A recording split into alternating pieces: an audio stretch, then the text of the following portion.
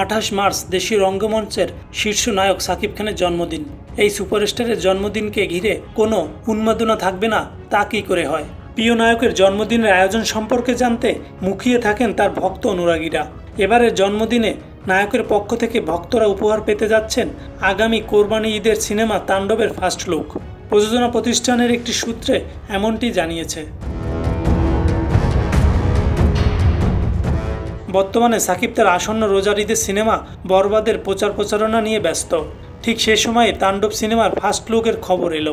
2023 সালে তরুণ পরিচালক হিমেল আশরাফের প্রিয়তমা দিয়ে নতুন করে জনপ্রিয়তার জোয়ারে ভেসেছেন সাকিব। এরপর রায়হান রাফি নির্মিত তুফান দিয়ে সেই জোয়ারে যেন নতুন হাওয়া দিয়েছিলেন।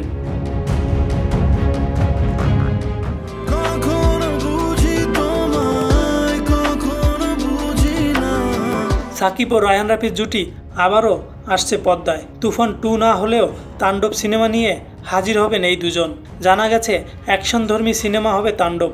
এটি প্রযোজনা করছে আলফা আই SVF বাংলাদেশ। সিনেমার প্রি প্রোডাকশন কাজ শুরু হয়েছে অনেক আগেই।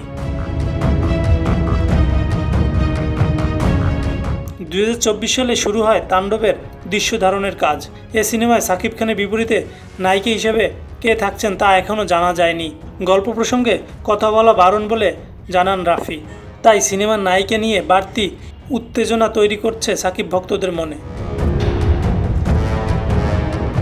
তাণ্ডব সিনেমার ঘোষণা দেওয়ার সময় রাফি বলেছিলেন, ঢালিউড সিনেমার দর্শকরা চিন্তাই করতে পারবে না এবার তাণ্ডব কী ঘটাবে। সিনেমাটি নিয়ে আমি খুব এক্সাইটেড।